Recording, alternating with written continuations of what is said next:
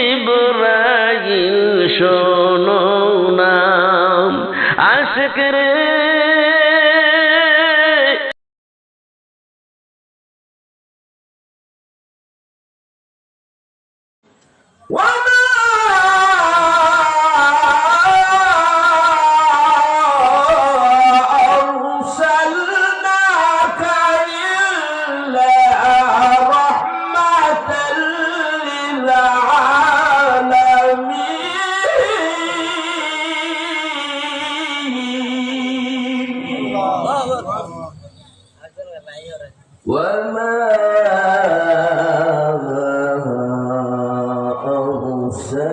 أرسلناك إلا رحمة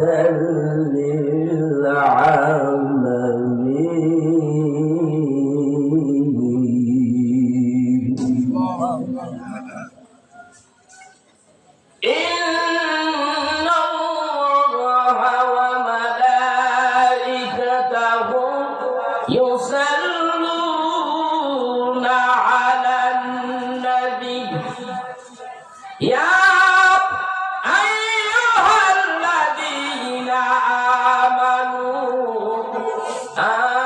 آمنوا صلوا عليه وسلموا تسليما صلى الله على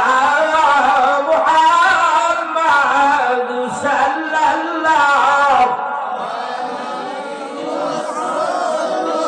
صلى الله على محمد صلى الله يا رسول الله روز عدل سے میں تیرا دیوانہ ہو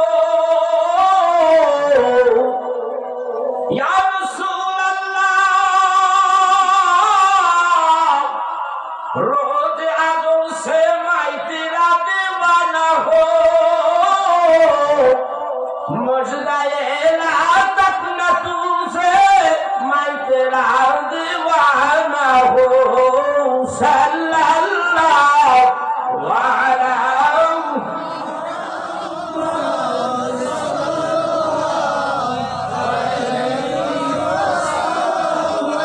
صلى الله على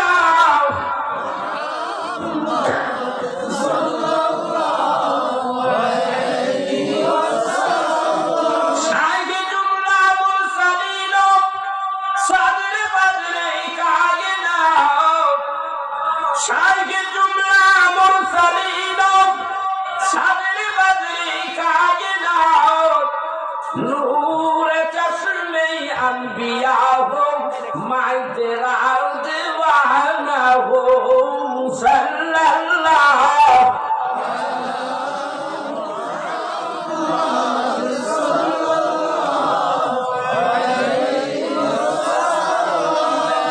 صلی اللہ علی محمد صلی اللہ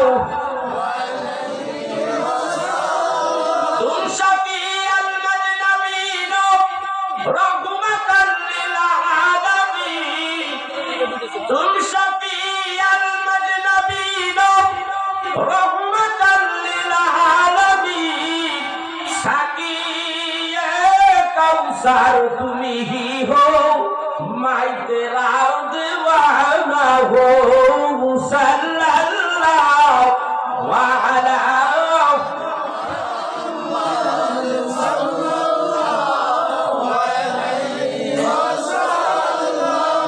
صلى الله على محمد صلى الله নবী মক্কা ছাড়িলেন মদিনায় পৌঁছিলেন নবী মক্কা ছাড়িলেন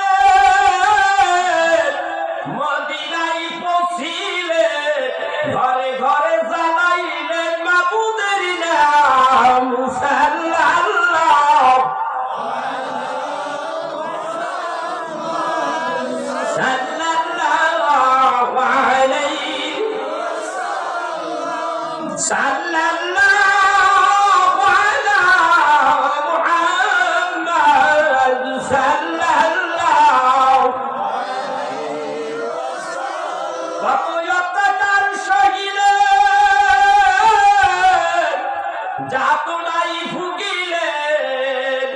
নবী কত অত্যাচার সহিলে জাতু নাই ভুগিলেন তবু না ছাড়িলেন মাবুদের নাম সাল্লাল্লাহু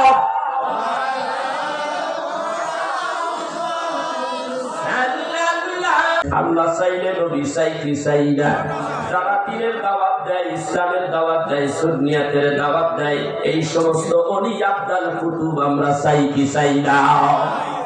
এক শ্রেণীর মানুষ আছে ওলি আল্লাহর ধার ধারে না। কত বড় বেঈমান, কত বড় মুনাফিক, যাদের মাধ্যমে ইসলামটা মদিনার থেকে গড়াইয়া আসতে আসতে বাংলাদেশে এসে পড়েছে। আজকে যাদের কারণে আমরা মুসলমান হলাম, ওই মুসলমান হওয়ার পরে ওই আল্লাহর ওলিরে মানি না, ওলি আব্দাল কুতুব মানি না। এইটা হইল ইন্টারন্যাশনাল মুনাফিক। ঠিক না বলে? এটা পায়তারা চলছে, গভীর ষড়যন্ত্র চলছে। ওলিদের কাছ থেকে যদি এই ভক্তগুলি মুসলমানদের কাছে যদি সরাইয়া ফেলাইতে পারি, তাহলে দিনের প্রচার, দিনের তানকিন আর ওলি আল্লাহরা যেভাবে দেয়, ওখান থেকে ওরা বাহাদুর হয়ে যাবে, ওখান থেকে ওরা বাদ করে যাবে, মানুষগুলি ধীরে ধীরে অপকর্ম করতে থাকবে, আর আমরা ওই সময় বলবো চালাইতে থাক। কারণ খ্রিস্টানরা আমাকে টাকা দিছে এই কাম করার দিকে, আমাকে আশা পুরা হইয়া গেছে। কিন্তু ইমানদার মুসলমান মোত্তাকি পরহেজগার এইটা বাংলার জমিনে কোনোদিন মাইনা নেবে না। এইটা মানব না আমরা। আর এই ধরনের কাজ কারবার এই বাংলার জমিনে হতে দেব না। কারা কারা রাজি? চিৎকার দেন একটা জোরে, চিৎকার দেন। নারায়ে তাকবীর, নারায়ে তাকবীর, নারায়ে রিসালাত, নারায়ে রিসালাত, নারায়ে বেলায়াত, ইয়া ওলি আল্লাহ। কথা কয় না? আল্লাহর ওলিদের দরকার আছে না নাই? আছে। দেবেন কি ভাইরা? গভীর মনোযোগ দিয়ে কথাগুলি শোনেন। আর কি বলবো আমি? সমস্যা হচ্ছে না? আলহামদুলিল্লাহ, আপনারা যারা কথাগুলি শুনতেছেন মনোযোগ সহকারে, আল্লাহ দরবারে আপনাদের জন্য দোয়া করুন। আমি একজন মুসাফির। গতকালকে আমার টাঙ্গাইল প্রোগ্রাম ছিল। টাঙ্গাইলে আমি 3.5 ঘন্টা বক্তব্য দিয়েছি। বক্তব্য দেওয়ার পরে রাত্রে 1টায় বেড, শুইতে শুইতে 3টা।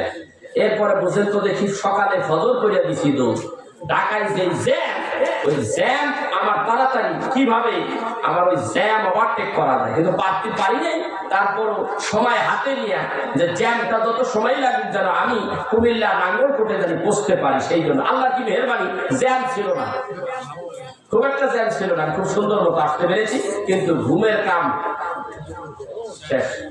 কিন্তু তারপরও শান্তি লাগে যে আহলে সুন্নাত ওয়াল জামাত কোরআন সুন্নাহর আলোচনা করার জন্য দূর দেশ থেকে এখানে এসেছি। আল্লাহ যখন সুযোগ করে দিয়েছে কথা বলার জন্য, আমি একজন ভাগ্যবান ব্যক্তি। কত আলেম ওলামা স্টেশনে ঘুরতেছে, রাস্তায় রাস্তায় ঘুরে, চাকরি পায় না, কথা বলতে পারে না। আমরা যে আমার একটা জায়গায় বসাইছে, আজকে 40টা বছর আমি এইভাবে ইসলামের খেদমত করে যাচ্ছি, সুন্নিয়াতের খেদমত করে যাচ্ছি। আলহামদুলিল্লাহ, আল্লাহ তাআলা আমাকে দিয়া করাচ্ছে। সেই জন্য হয়তো আল্লাহর কাছে আমি একজন আল্লাহ মনোনীত একজন ব্যক্তি হব। এই জন্য আল্লাহ আমার এইটা দিয়া করা, এটা করাচ্ছে। আমি শুকরিয়া আদায় করি, আমি ভাগ্যবান। ঠিক কিনা ধরে করা? মক্কার কথাগুলো শুনে এখন তারা কি হইল? মুসলমান হয়ে গেল। এইভাবে যখন মুসলমান হইতে হইতে 1 জন 2 জন 10 জন 12 জন বাড়তে বাড়তে একটা দল হয়ে গেল। আবু জাহেলের অত্যাচার বেড়ে গেল, অনেক লম্বা ইতিহাস। একদিন যাইয়া আবু জাহেল আমার নবীর সামনে একা একা নবীর সামনে যাইয়া দাঁড়াইছে। আব্দুল্লাহর পোলা পাইছস কি? কোথায় দাঁড়াইছে? ঘটনাটা যেই জায়গায় ঘটেছে আমি নিজে সেই জায়গা দেখে আসছি।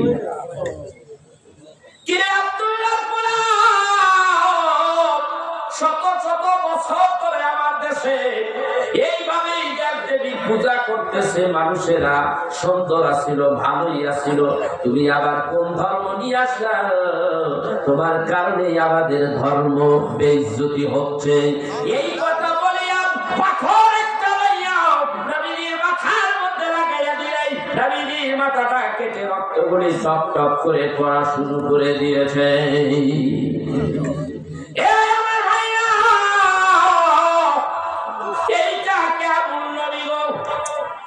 আল্লাহর হাবিব এই বর্ণনা নিজেই দিতেছে। কোথায়? কিতাবের মধ্যে আসে যখন উহুদের ময়দানে ঘটনা ঘটে গেল, উহুদের যুদ্ধের দামামা বেড়ে গেল মদিনায়। কোথায়? কোথায়? মদিনা থেকে ঘুরে আসি। রাজি আছেন না? কথা প্রসঙ্গে আমার মদিনায় যেতে হয়। এই আল্লাহর হাবিবকে প্রতিষ্ঠিত করার জন্য আল্লাহর রাসূল, আল্লাহ তাআলা রাসূল প্রতিষ্ঠিত হলে আল্লাহ প্রতিষ্ঠিত হয়ে যায়। রাসূলকে অনুসরণ করলে আল্লাহর অনুসরণ হয়ে যায়। সাহাবীরা যাইয়া আল্লাহর হাবিবের সঙ্গে জিহাদে অংশগ্রহণ করলেন। উহুদের ময়দানে, উহুদের ময়দানে একজন নয়, দুইজন নয়, ৭০ জন সাহাবী, ৭০ জন সাহাবী শহীদ হয়ে গেল। ও আমার হাজিরা, আপনারা দেখেছেন আপনি হজ করেছেন, আপনি হজ করেছেন? আলহামদুলিল্লাহ। উহুদের ময়দান আল্লাহ পাকের হাবিবুল্লাহ নবী গম্বুজ মোবারক, গম্বুজের মধ্যে নিচে আমার হাবিব ঘুমাই আছে। তার পাশেই তো হযরতে আবু বকর ওমর। তার একটু উত্তর দিকে জান্নাতুল বাকি গোরস্থান, লক্ষ লক্ষ কবর সেইখানে। ঠিক না নাকি? এমন ভাবে কবরগুলি উঁচা করে দিয়েছে, পিছনে একটা পাথর আর সামনে একটা পাথর দিয়া এমন ভাবে উঁচা করে রাখছে, গেলে পরে শরীরের সমস্ত লোকগুলি দাঁড়াইয়া যায়। কেন দাঁড়াইয়া যায়? তখন মনে হয় রে, আহারে এত মানুষ এইখানে ঘুমাইছে, একদিন আমাদের মতোই তো তারাই দেশে চলাফেরা করছে। কত ধনী ব্যক্তি, কত শিল্পপতি, কত ব্যবসায়ী, কত বড় বংশের মানুষ এই দেশের মধ্যে এই জমিন দিয়া বিচরণ করেছে। আজকে তারা দুনিয়ায় নাই, আজকে তারা মাটিতে শুয়ে পড়েছে, কথা বলতে পারে না, কথা বলতে পারে না। আরে এমন এত খবর এইখানে, না জানি কয়েকদিন, ৫০ বছর হোক, ১০০ বছর পরেও হোক, আমিও থাকবো না, একদিন এমন কবর হয়ে যাব। কাঁদতে লাগলাম বাবা, এবার খুব কাঁদতে লাগলাম, খুব কাঁদতে লাগলাম কবরগুলি দেখে দেখে কাঁদতে। আল্লাহ, একদিন তো আমার ওই অবস্থা হয়ে গেল ভাই, ওয়াস্তবমুখী, শরীর ঠান্ডা হয়ে গেছিল। জান্নাতুল বাকি গোরস্থানে গেলেই শরীর ঠান্ডা হয়ে যাবে। তাকাব্বারি, অহংকারী, রিয়া, কোটি কোটি টাকা মালিক, সব ভ্যানিশ, সব জিরো। তোরা বলেন ঠিক কিনা? ওখানে গেলেই মৃত্যুর কথা স্মরণ হয়। আল্লাহর হাবিব বলে বেশি বেশি কবর জিয়ারত করো, মৃত্যুর কথা স্মরণ হবে। ঠিক কিনা ধরে? এই জান্নাতুল বাকির আরেকটু উত্তর দিকে গেলেই উহুদের ময়দান, উহুদের পাহাড় ১৩ কিলো লম্বা। কত কিলো লম্বা? প্রশস্ত হলো ৯ কিলো। উহুদের ময়দানে, জিহাদের ময়দানে জিহাদ বন্ধ হয়ে গেল। মুসলমান ৭০ জন মুসলমান বিদায় হয়ে গেল। ৭০ জন মুসলমান ওই জায়গায় তাদের কবর শহীদ হইয়া ঘুমাইয়াছে।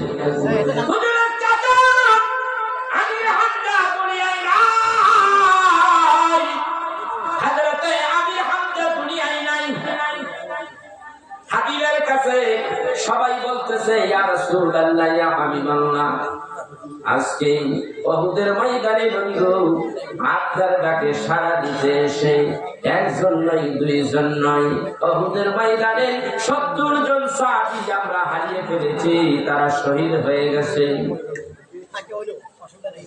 এক একটা কবর খুঁজে, আর কবরের মধ্যে ৪টা ৫টা করে লাশ ঢুকাই, লাশ ঢুকাইয়া কবর দেওয়া হয়। আল্লাহ হাবিব ডাক দিয়া বলেন, সবাইকে কি কবর দেওয়া হয়েছে? বলে হ্যাঁ। আমার চাচাই কই? সেই চাচাই আমার মক্কা নগরে আমার মা ছিল না, বাবা ছিল না, আমার কি আদর দিয়া আমার চাচা লালন পালন করেছে আমি জানতে পেরেছি। আমার চাচা আজকে উহুদের ময়দানে শহীদ হয়ে গেছে। এমন সময় হযরত আলী ডাকতে বলে, ইয়া রাসূলুল্লাহ, ইয়া হাবিবাল্লাহ, আপনি ওইটা দেখেন, দেখেন হযরত আমির হামজার লাশ দেখা যায়, আমির হামজার লাশ দেখা যায়। নবী আমার দেহর কাছে যাইলেন, যাইয়া দেখেন হযরত আমির হামজার এই দেহটা এই দিক থেকে ফাঁকা, দেহটা দুইটা টুকরা হয়ে গেছে, খাঁচাটা এইভাবে হা করে রয়েছে, কলিজা নাই, ফ্যাপসা নাই। আমার নবী ডাকতে কয়, আমার চাচা পিতৃতুল্য যিনি আমাকে এত ভালোবাসতো, আমার চাচার কলিজা নাই, আমার চাচারে মারল কে?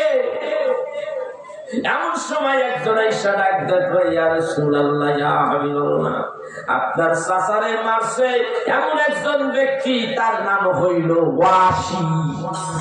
যতগুলি সাহাবী আছে সবচাইতে ছোট্ট সাহাবী হযরত ওয়াসি রাদিয়াল্লাহু তাআলা আনহু। সহিহ বুখারীর মধ্যে আছে, আল্লাহ তাআলার হাবিব যখন হযরত ওয়াসি ইসলাম গ্রহণ করলেন মক্কা বিজয়ের সময়, তখন নবী ডাকটা বলে, ওয়াসি রে, আমি একটু শুনতে চাই আমার চাচারে তুই কিভাবে মারছিলি? হুজুর, আমি তো কাফের ছিলাম, মুশরিক ছিলাম, মুশরিক অবস্থায় আপনার চাচা ওয়াসিকে, আমি ওয়াসি আপনার চাচা আমির হামজাকে এমন ভাবে মেরেছি, একটা বল্লম দিয়া এমন ভাবে কলিজার মধ্যে একটা আঘাত করেছি, আঘাত করিয়া এফোর ওফোর করে দিয়েছি। এই কথা বলেন হাবিবুল্লাহ নবী, চোখ দিয়া তার দর দর করে পানি পড়ে, আর ডাক দিয়া বলে, ওয়াসি রে, আমার সামনে বেশি সময় দাঁড়াইয়া থাকিস না, তুই বারবার আমার সামনে আসিস না, যদি আসোস আমি নবী একটা অঘটন ঘটাইয়া দিতে পারি। কবি মনোযোগ, আমার ওয়াজ কিন্তু অনেক আছে, আপনারা যদি শোনেন তাহলে বুঝতে পারবেন। কেউ যাবেন না তো ইনশাআল্লাহ? কথা বলেন, পুরো প্রোগ্রামটা শুনে যাবেন। আমি বহু কষ্ট করে এই বিষয়টা এখানে এনেছি। ওয়াজ কিন্তু বাবায় সাপ্লাই দেয়, খোলায় গায়, এইটা না, কিন্তু কোরআন থেকে হাদিস থেকে সমস্ত কথাগুলি নির্ভরযোগ্য কিতাব থেকে আমি আপনাদের সামনে উপস্থাপন করার চেষ্টা করতেছি ইনশাআল্লাহ।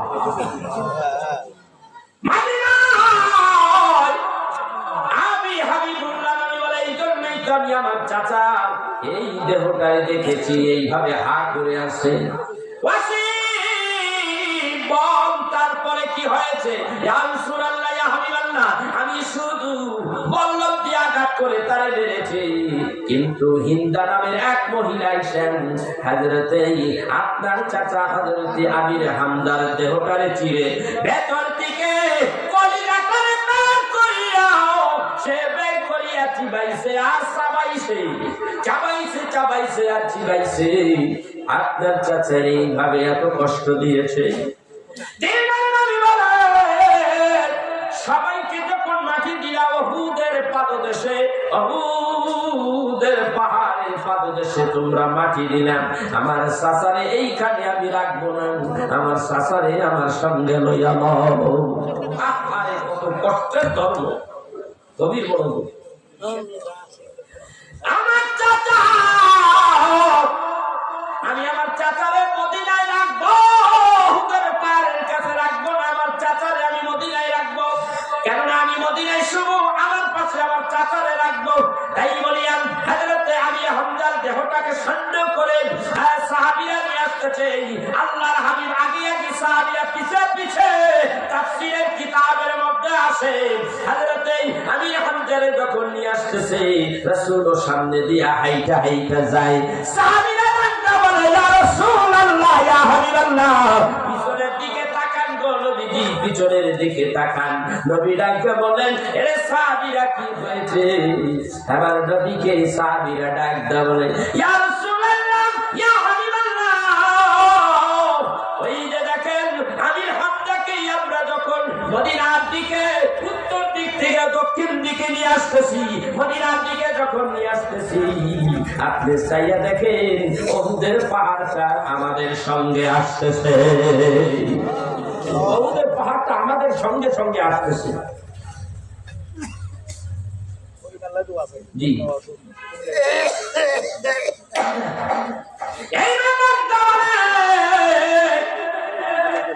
নবীজি দাঁড়িয়ে গেলেন। আমার দিনের নবী বলেন, ও সাহাবীরা, ওহুদ পাহাড় আমাদের ভালোবাসে, ওহুদ পাহাড় আমাদের ভালোবাসে। আমরা বলি, আমি নবী বললাম, এই ওহুদ পাহাড়টা আমাদের সঙ্গে জান্নাতবাসী হয়ে যাবে।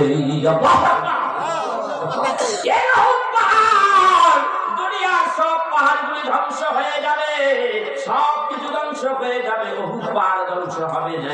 আমার আল্লাহর নবী বলেন, আমার এই ওহুদ পাহাড় আমি হামজারে ছাড়তে চাই না। অতএব আমার আমির হামজারে সমস্ত শহীদ সুহাদায়ের মধ্যে সুহাদায়ে কেরাম যারা আছে, এই সুহাদায়ে কেরামদের লিডার হলো আমার চাচা আমির হামজা।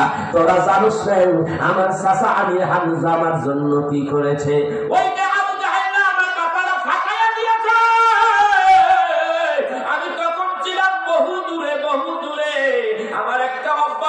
আমি শিকারি করতাম, হরিণ শিকারি করতাম। আমি হরিণ শিকারির জন্য যখন জঙ্গলের ভিতরে গেলাম, একটা হরিণ আমি শিকারি করে ফেলেছি। এমন একটা ভাব ধরে ফেলাই আবার ধরতে পারি না।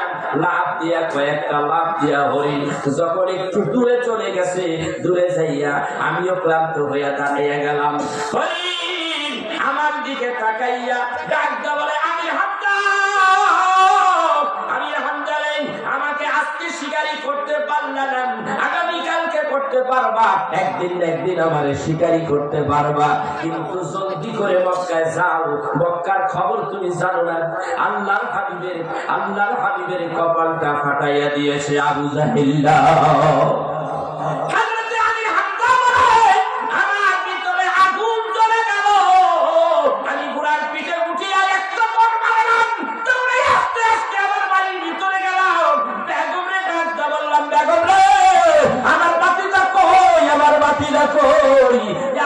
আমার স্বামী আলীর হামজা শুনেন, ও আলী হামজা, মুহাম্মদ সাল্লাল্লাহু আলাইহি ওয়াসাল্লাম আল্লাহর হাবিব মাথা রক্ত দিয়া আমার বাড়িতে আসছিল। আমি জিজ্ঞাসা করলাম, মুহাম্মদ সাল্লাল্লাহু আলাইহি ওয়াসাল্লাম তোমার কপাল থেকে রক্ত ঝরে কারণ কি? ও সাথীরা, দ্বীনের জন্য, ধর্মের জন্য আল্লাহর কথা বলতে যাইয়া আবু জাহেল আমারে একা পাইয়া আমার কপালটা ফাটাইয়া দিয়েছে একটা পাথর দিয়া। আমার কপালটা ফাটাই দিয়েছে, আমার রক্ত ঝরতেছে। আমার চাচাই কোন? বললাম, চাচাই তোমার বাড়িতে নাই, শিকারিতে গেছে। ঘরে আসো, ব্যান্ডিশ করে দেই। ছেলে তো ঘরে আসলো না, চলে গেছে। কি অবস্থা আমার রাসূল নিজে বর্ণনা করতেছে, আমার চাচা পাগল হয়ে গেছে আমার জন্য। কোথায় আমার বাতিরা, কোথায়? কষ্টে কষ্টে একবার হাতের টাইনে দৌড় মারে, আমার নবীরে খুঁজে পাই না। আবার আরেক পাহাড়ের কিনারে যায়, আমার নবীরে খুঁজিয়া পাই না। আমনে দৌড়াইয়া একটা পাহাড়ের কিনারায় যাইয়া দেখে আল্লাহর হাবিব কাঁদে। আর কথা বলতেছে, কার সঙ্গে জানি কথা বলে। আল্লাহর হাবিব বলে, আজকে যদি আমার বাবা বেঁচে থাকতো, আমার মা যদি বেঁচে থাকতো, তাহলে আজকে আমার দুঃখের কথা আমি আমার মা বাবার কাছে বলতে পারতাম। অথবা আমার বাবা যদি বেঁচে থাকতো, আবু জাহেলের বাচ্চার এত বড় সাহস কি হতো, আমার কপাল ফাটাইয়া রক্ত ঝরাইতে কি পারতো? আমার বাবা নাই, আজকে আমার বাবা নাই, আমার মাও নাই, আমার মা নাই, বাপ নাই, এই বলে কাঁদতেছে। এমন সময় হযরত আলী হামজা ডাকতে বলে, ও বাতিরা, মুহাম্মদ সাল্লাল্লাহু আলাইহি ওয়াসাল্লাম তোমারে খুঁজিয়া পাই না, কি হয়েছে বাতিরা? আমি জানতে পেরেছি আবু জাহেল তোমার কপাল ফাটিয়ে দিয়েছে। ও বাতিরা, তুমি একটু অপেক্ষা করো, আমি আবু জাহেলের কাছ থেকে প্রতিশোধটা আগে নিয়ে আসি। নবীজি পিছন থেকে ডাকি, কে কার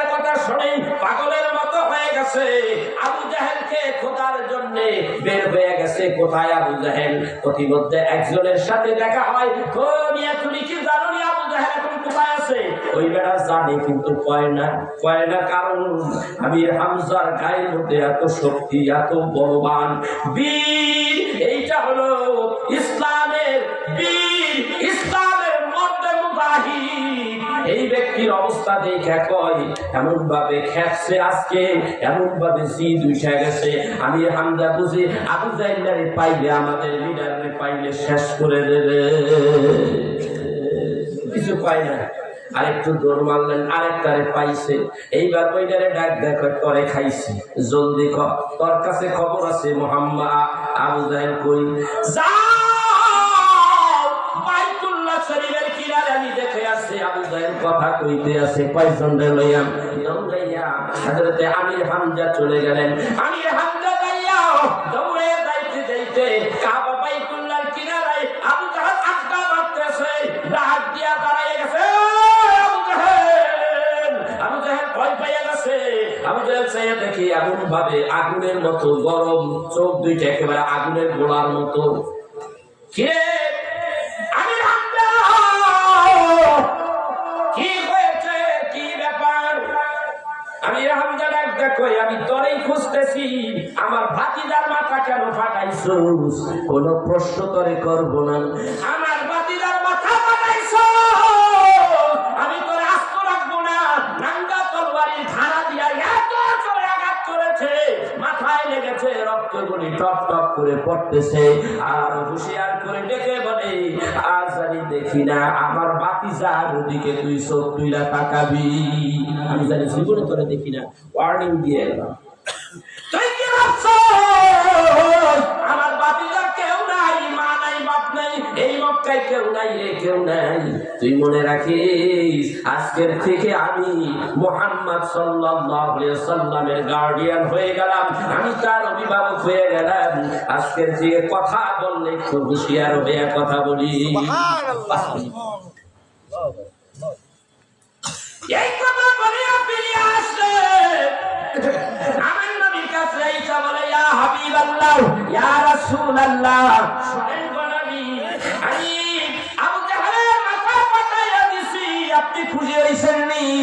আল্লাহর নবী বলেন, আমাকে মেরেছে প্রতিশোধ নেওয়ার জন্য আমি রাহমাতের নবী দুনিয়ায় আসি নাই, এতে আমি খুশি হই নাই, আমি খুশি হই নাই, আমি প্রতিশোধ নেওয়ার জন্য আমি আসি নাই।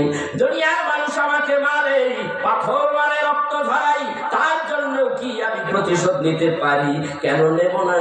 সাফ সাফ আল্লাহ কোরআনে জানাইয়া দিলেন,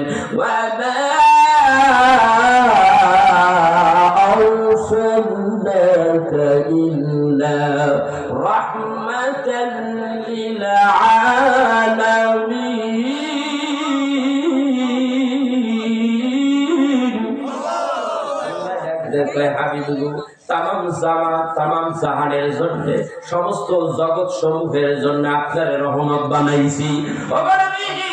আপনি তো দুনিয়ায় আসছেন মানব জাতির কল্যাণের জন্য। আল্লাহ তাআলা ডাক দেয়া বলে, قد جاءكم من الله نور وكتاب مبين।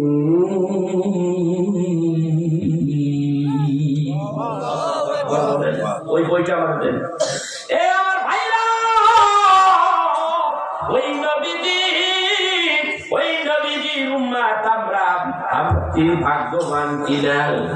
জোরে কোন ভাগ্যবান কিনা? ওই নবীর উম্মত হতে পেরেছি, খুশি হইছি না বেজার হইছি? জোরে কয় না, নবীর উম্মত হইছি বেজার না খুশি? খুশি। কারা কারা খুশি হাত তোলেন তো দেখি। সবাই খুশি ইনশাআল্লাহ, সবাই খুশি ইনশাআল্লাহ। এই জন্যই তো আমি বলি, এই জন্যই আমি বলি আমরা বড় ভাগ্যবান। আল্লাহ তাআলা কোরআনে বলেন, আল্লাহ বলেন তোমরা শোনো, কুনতুম খায়রা উম্মাতিন উখরিজাত লিন-নাস, আমি আল্লাহ ঘোষণা করে দিলাম তোমরা হইলা আখিরি জামানার আখিরি পয়গম্বরের, তোমরা হইলা শ্রেষ্ঠ নবীর শ্রেষ্ঠ উম্মত। আমরা ওই নবীর উম্মাহ সেই নবীকে ভালোবাসতে চাই কি চাই না? জোরে বলেন, চাই কি চাই না? সেই নবী চাই তো। এই জন্য আমি বলি যে আমরা কত ভাগ্যবান সেই রাসূলের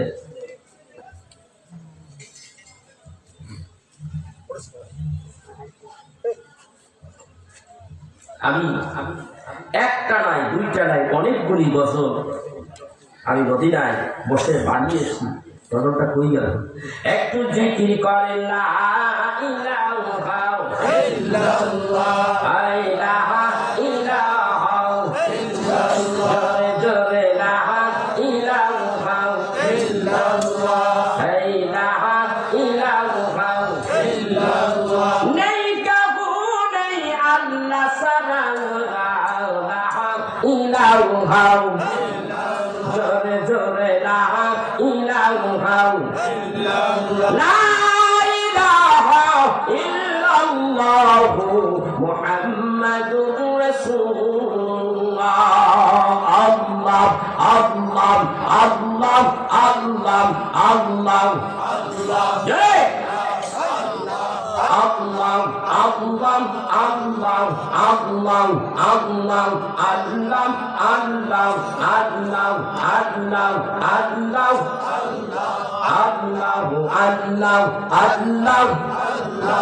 আপনি দেখা দেন নবীজি একবার রাশিয়া, আপনি মায়ার নবী নূরের ছবি, মায়ার নবী নূরের ছবি, কোথায় আছেন লুকাইয়া, আপনি কোথায় আছেন লুকাইয়া, আপনি দেখা দেন নবীজি একবার রাশিয়া। আল্লাহ আল্লাহ আল্লাহ আল্লাহ আল্লাহ আল্লাহ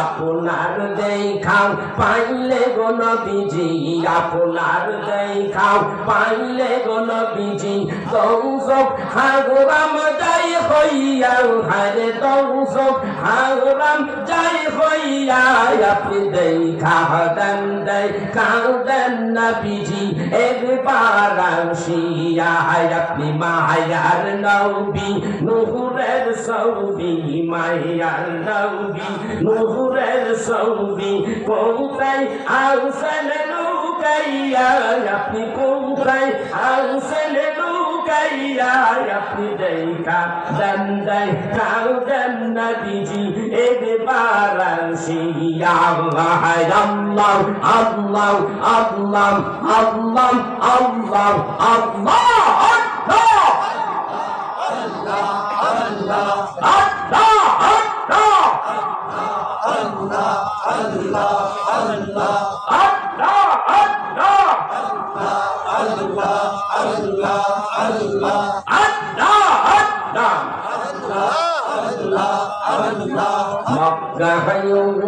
হইয়া গো নবীজি কত হুয়ালো সহরাইয়া আপনি, মক্কায় উদয় হইয়া গো নবীজি কত আলো সহরাইয়া আপনি, পানা ইলেন মদিনায় যাইয়া, হারে পানাইলেন মদিনায় যাইয়া, আপনি দেখা দেন নবীজি একবার রাশিয়া, আপনি মায়ার নবী নূরের ছবি, মায়ার নবী নূরের ছবি, কোথায় আছেন লুকাইয়া, আপনি কোথায় আছেন লুকাইয়া, আপনি দেখা দেন নবীজি একবার রাশিয়া, আপনি দেখা দেন নবীজি একবার আসিয়া, আপনি মায়ার নবী নূরের ছবি, মায়ার নবী নূরের ছবি, কোথায় আছেন লুকাইয়া, আপনি কোথায় আছেন লুকাইয়া, গাইয়া আপনি দেখা দাম দেয় কাউদেন নবীজি একবার আসিয়া আল্লাহ আল্লাহ আল্লাহ আল্লাহ আল্লাহ আল্লাহ আল্লাহ আল্লাহ আপনার দেখা পাইলে গো নবীজি আপনার দেখা পাইলে গো নবীজি দৌসব হারাম যাই হইয়া হায়রে দৌসব হারাম যাই হইয়া আপনি দেখা দান দেয় কাউদেন নবীজি একবার আসিয়া আপনি দেখা দান দেয় কাউদেন নবীজি একবার আসিয়া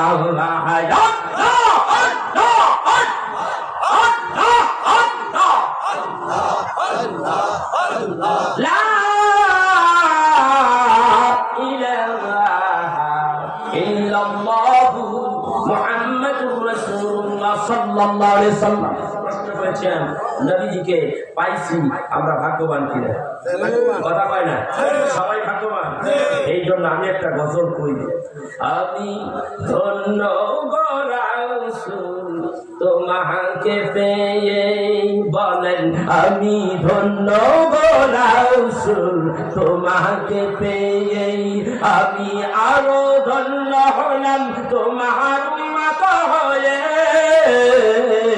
আমি ধন্য গো রাসূল তোমাকে পেয়ে আমি ধন্য গো রাসূল তোমাকে পেয়ে 18,000 মাখলুক বানাইল আল্লাহ তাহার ভিতর সৃষ্টি সেরা নবী উম্মত তোমারই বেলায় 18,000 মাখলুক বানাইল আল্লাহ তাহার ভিতর সৃষ্টি সেরা উম্মত নবীজির বেলায় আমরা কত ভাগ্যবান তোমার উম্মত হয়ে আমি ধন্য গো রাসূল তোমাকে পেয়ে বলেন আমি ধন্য গো রাসূল আমি আরো ধন্য হলাম তোমার উম্মত হয়ে বলেন না আমি আরো ধন্য হলাম তোমার উম্মত হয়ে আমি ধন্য গো রাসূল তোমাকে মিয়া এই গজলটা আমি বানাইছি আর হেরা পর্বতের একেবারে চূড়ায় বইয়ে বইয়ে গাইছি একজনে এটারে ভিডিও করছে আমার সুন্নি ওয়াজ মিডিয়া সার্ভিসের মধ্যে সব আছে বিস্তারিত তথ্য কোথায় কোন জায়গায় ঘটনা আছে সব সাক্ষাৎকার সব ভিডিওগুলি আমার ওখানে আছে আপনারা দেখবেন সব নবীদের নবী তুমি তুমি নবীর শ্রীরাম এই দুনিয়ায় শ্রেষ্ঠ উম্মত হয়েছি মোরা ঠিক কিনা কুনতুম খায়রা উম্মাতিন উখরিজাত লিন-নাস আল্লাহ কইছে কোরআনের দিকে তাকাইয়া গজলটা বানাইছি সব নবীদের নবী তুমি তুমি নবীর শ্রীরাম এই দুনিয়ায় শ্রেষ্ঠ উম্মত হয়েছি মোরা আমার জীবন ধন্য হবে মদিনায় গেলে আমি ধন্য গো রাসূল তোমার উম্মত হয়ে আমি ধন্য গো রাসূল তোমাকে পেয়ে আমি আরো ধন্য হলাম তোমার উম্মত হয়ে আমি ধন্য গো রাসূল তোমাকে পেয়ে আমি ধন্য গো রাসূল তোমাকে পেয়ে আমি সব নিয়ামত পেয়েছি তোমার কারণে তাই তো গুণ গাই নবী তোমার ইশারে আমি সব নিয়ামত পেয়েছি তোমার কারণে তাই তো গুণ গান গাই নবী তোমার ইশারে আল্লাহর পরে গাইব তোমার শান মুহাব্বত নিয়ে আমি ধন্য গো রাসূল তোমাকে পেয়ে আমি ধন্য গো রাসূল তোমাকে পেয়ে আমি আরো ধন্য হলাম তোমার উম্মত হয়ে আমি ধন্য গো রাসূল তোমাকে পেয়ে। রাত্র বাইরে যাচ্ছে, আপনারা হয়তো উঠে চলে যেতে পারেন, সেই জন্য কেউ যাবেন? একটা লোক যাবেন না মোনাজাত না নিয়ে? রাজি আছি? কত রাত ক্যারাম বোর্ড খেলে খেলে পার করে দিচ্ছে, কত রাত তাস খেলা 16 আসস তাই 80 17 18 তাই 80 19 তাই 80 রাত বেরিয়ে আছে, আছে না নাই? এইগুলি কইরা কইরা রাত পার করে দিচ্ছে। আপনারা কত গল্প গুজব করে রাত পার করে দিচ্ছেন। আজকে রসুলের মহাব্বতে আমরা এখানে বসবো, বসেছি, আরেকটু সময় বসবো। রাজি আছি ইনশাআল্লাহ? কেউ যাবেন না? আর একটু আমি বলতে থাকি।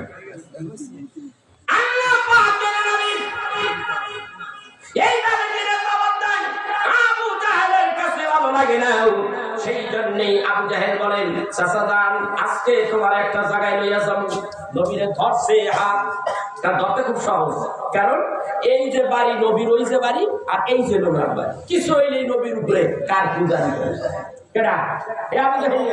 যারা হাদিস দেখছেন, ওই দিকে আমার নবীর বাড়ি আর এই দিকে আবু জাহেল এখনো পায়। আমার একটা ভিডিও আছে, সম্পূর্ণ সাক্ষাৎ আমি দিয়েছি, সুন্নি ওয়াজ মিডিয়া সার্ভিস, সব পাবেন ডিটেইলস। তো ওখানে এই কিছু হইলেই নবীদের মানে অ্যাটাক চলে, একাই নিতে নিতে কোথায় একের পাহাড়ে, সেই পাহাড়টার নাম হলো জাবালে কুবাইস। এই পাহাড়ের উপরে রাত্রিবেলা দিয়া যায়। এই আমার ভাইরা, আপনি যখন রাত্রিবেলা ঘরে ঘুমাসবেন, হঠাৎ করে যদি কেউ আইসা কয় আয়,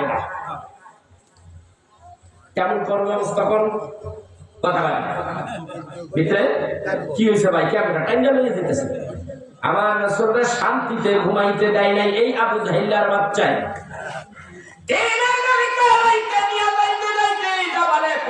পাহাড়ের উপরে নিয়ে গেছে, নেওয়ার পরে ডাকদা কয়, বাতিদা মুহাম্মদ, আজকে একটা কাজ করে দেখাইতে হবে। কয় কি? বলে যে দেখো পূর্ণিমার চাঁদ কত সুন্দর ভাবে উদয় হয়ে আছে। তুমি নাকি আল্লাহর নবী, তুমি বারবার বলো আল্লাহর হাবিব, তুমি আল্লাহর বন্ধু, আল্লাহর নবী কইরা তোমারে আল্লাহ পাঠাইছে। এই মক্কা নগরে অনেক ধনী ব্যক্তি আছে, তাদেরকে আল্লাহ বুঝি চোখে দেখে নাই। দেখছেন নি কারণ এই মক্কা নগরে অনেক গোত্রের মধ্যে অনেক নামি দামি গোত্র আছে, তার মধ্যে অনেক মানুষ আছে, ধনী মানুষ, নাম দাম তাদের আছে, একটারে পাই নাই তোর মতো এতিম মানুষ, মাও নাই বাপ নাই, তোরে বুঝি আল্লাহ নবুয়ত দিছে। কস কি বেড়া? আচ্ছা মাইনা নিলাম, যদি পারোস ওই যে পূর্ণিমার চাঁদ, ওই চাঁদটারে দুইটা টুকরা করে যদি দেখাইতে পারোস, তাইলে আমি তোরে বিশ্বাস করব তুই সত্যিকারের নবী। তবুও কয় না যে আমি মুসলমান হই, কয় না ভাববো এবং দেখবো যে তুই সত্যিকারের নবী। আবু জাহেল ডাকতে বলে, আবুল হেকাম শোনো, আমি 2 রাকাত নামাজ পড়বো। আল্লাহর হাবিব 2 রাকাত নামাজ পড়ে আমি হাত দুইটা এবারে আল্লাহর দরবারে হাত দুইটা উঠাইয়া দিলেন। আল্লাহ আবু জাহেল একমাত্র 2 ভাগ করে দেখাইতে বলে, আল্লাহ গো আমি এখন কি করি? আল্লাহ ডাক দেখায়, হাবিব রে অনুমতি দিয়েছি, আপনি আমার বন্ধু, শুধু ইশারা করবেন, 2টা চাঁদ 2 টুকরা, একটা চাঁদ 2 টুকরা হয়ে যাবে। আল্লাহু আকবার।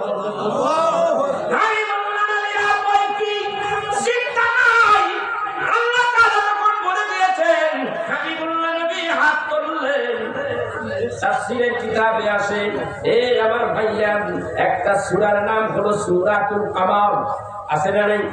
এই চন্দ্রকে কেন্দ্র করে একটা সূরা আল্লাহ নাযিল করেছে, সূরাটার নাম হলো সূরাতুল কামার। আমার ভাইয়া, আমি আলেম মানুষ, আলেমানা কথা না কইলে আমার ভালো লাগে না। ওয়াজ কিসসা কাহিনী হ্যান ত্যান কোনো দলিল ভিত্তি নাই, এমন কথা আমি বলতে পারি না। এই যাবত যত আলোচনা করেছি আপনাদের দেশে, সম্পূর্ণ কথাগুলি কোরআন হাদিস ভিত্তিক বলার চেষ্টা করেছি, কারণ আমি জানি আমি বক্তা যদি মিথ্যা বলি, ভিত্তিহীন কথা বলি, কিয়ামতের দিন আমার জিহ্বা কাটা পাই করে আপনার কাছে কাইটা দিবে, আমার কিন্তু ভয় আছে। যারা ওয়াজের ব্যবসা করে, যারা ব্যবসা করে ওদের ভয় নাই, ওরা ওদের মতো চলে। আমি একটা পীরের সন্তান, আমি নিজেও 4 জায়গা থেকে খেলাফত পাইছি। জয়পুরি আমার বাবাই দিছে, এরপরে আমার ফুরফুরা শরীফ থেকে আমি পেয়েছি। আরেকটা বিষয়ের কাছ থেকে নিয়েছি, 4টা জায়গাতে খেলাফত পাইছি। আমার দিছে, আমি নেই নেই, কষ্ট করে অর্জন করেছি। আমি মিথ্যা কথা বলতে পারি না, আমার দরকার নাই।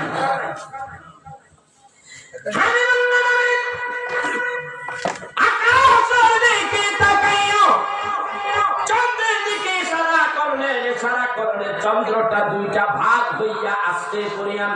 বুখারী শরীফের হাদিস, আল্লাহ হযরতে আব্দুল্লাহ বিন মাসউদ রাদিয়াল্লাহু তাআলা আনহু থেকে হাদিস রওয়ায়েত। আমার ভাইরা বুখারীতে সম্ভবত 4টা না 5টা হাদিস দেখেছি আমি। হযরতে আনাস থেকে হাদিস রওয়ায়েত রয়েছে, আব্দুল্লাহ বিন মাসউদ থেকে হাদিস রওয়ায়েত রয়েছে। এই আমার ভাইরা আল্লাহর নবী চন্দ্র 2 ভাগ হয়ে গেছে। হযরতে আব্দুল্লাহ বিন মাসউদ বলেন চন্দ্রটা 2টা ভাগ হইয়া একটা গেছে গিয়া জাবালে কুবাইস পাহাড়ের ওই দিকে, আরেকটা গেছে গিয়া যেখানে কোরআন নাযিল হইছে হীরা গুহার ওই পাহাড়ের জাবালে নূর পাহাড়, আরেকটা পাশে 2টা গেছে গিয়া 2 দিকে। তাও খতর করে থাকো।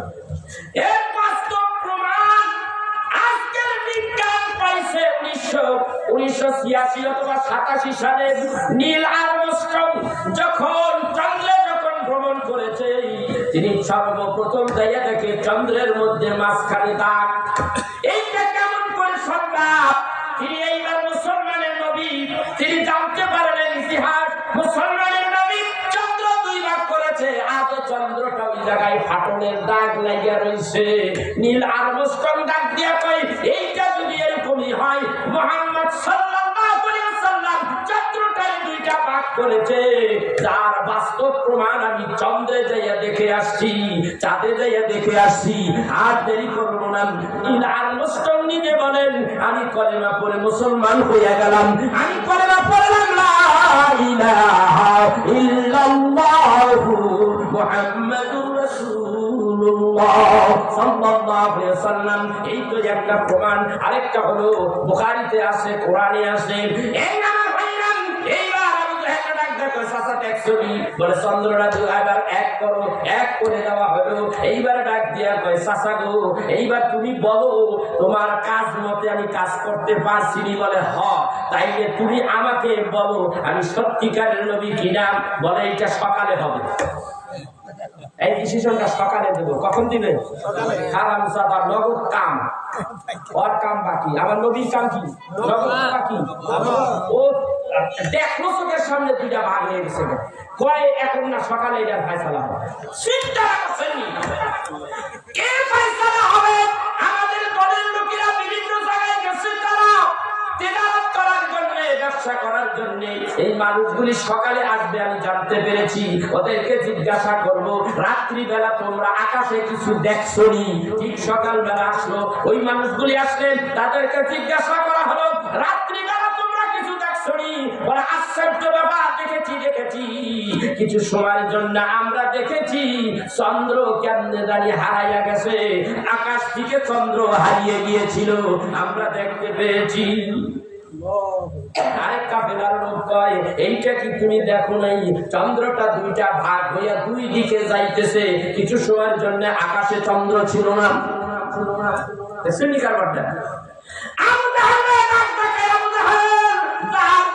তুমি সকাল অব্দি অপেক্ষা করলা, আমার অপেক্ষা করাইয়া রাখলা।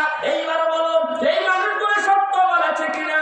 আমি বলতে চাই, এইবার কি রায় দিবা আমারে বলো। এইবার তুমি কি আমারে সত্যিকারের নবী হিসাবে মেনে নিবা? বাতিজা মুহাম্মদ, আমি ভাবছিলাম তুমি ছোটখাটো জাদুকর, এখন আমি ভাবতে পেরেছি তুমি হইলা মহা জাদুকর। নাউযুবিল্লাহ, বলা যাবে নি। এইরকম আবু জাহেল বেতাত্তারা এই দুনিয়ার মধ্যে ঘুরে, মক্কায় ঘুরে, মদিনায় ঘুরে। মদিনায় যখন সালাম দিতে গেলাম বাবা, কতবার গেছি আমার ধারণা নাই। আমার রাসূলের দিদার না পাওয়া পর্যন্ত আমি নিজে নিজে বলেছি ইয়া রাসূলুল্লাহ ইয়া হাবিবাল্লাহ, আমার কথাটা বলতেই হচ্ছে বাবা। আমি বলতে চাইছিলাম না, আমি যখন আমার রাসূলের রওজা মুবারক যখন জিয়ারত করি, সালাম দেই, চোখের পানিগুলি তরতর করে পড়ে, আমার তৃপ্তি হয় না। আর বারবার সৌদির পুলিশেরা ডাক কয় ইয়া হাজির রো, খালি তারাইয়া দেয়। একটু প্রাণ করিয়া সালাম দিতে পারিলাম, ভেতরে একটা রাগ উঠে গেল, জিদ হয়ে গেল। আমার যাবো, আমার নবীর সালাম দিতেই থাকবো। ও নবী, তোমার সালাম দেবো, তোমার রওজার কাছে বারবার আসবো, কারণ ওরা দাঁড়াইতে দেয় না, তাই আমি বারবার আসবো। কি করতেছি ঠিক করি না, অঠিক করি আমি বুঝি না, তবে আমি বারবার আসবো। আমি বাস্তবে তোমার সামনে পাবো, আমি তোমার রওজা ছাড়বো না। 4 দিন পার হয়ে গেল, 5 ওয়াক্ত নামাজ পড়েই রওজায় ঢুকি, রাত্রিবেলা রওজায় ঢুকি, 11টা বাজে গেল, রওজায় ঢুকলাম কয়েকবার। এক পুলিশ আমার ডাকটা কয়, আমার দিকে চাইয়ে রয়েছে, তার মানে অনেকবার হয়তো আমার দেখছে।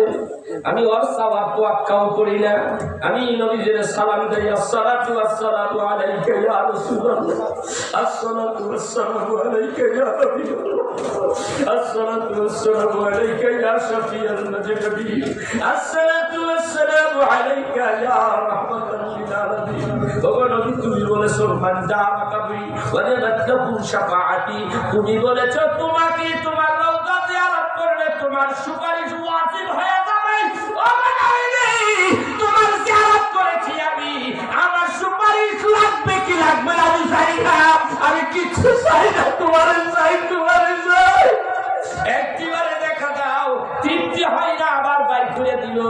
আমি আমার নবীজির রওজা মুবারকের গম্বুজের দিকে তাকাইয়া এতিমের মতো বসে বসে কাঁদতেছি।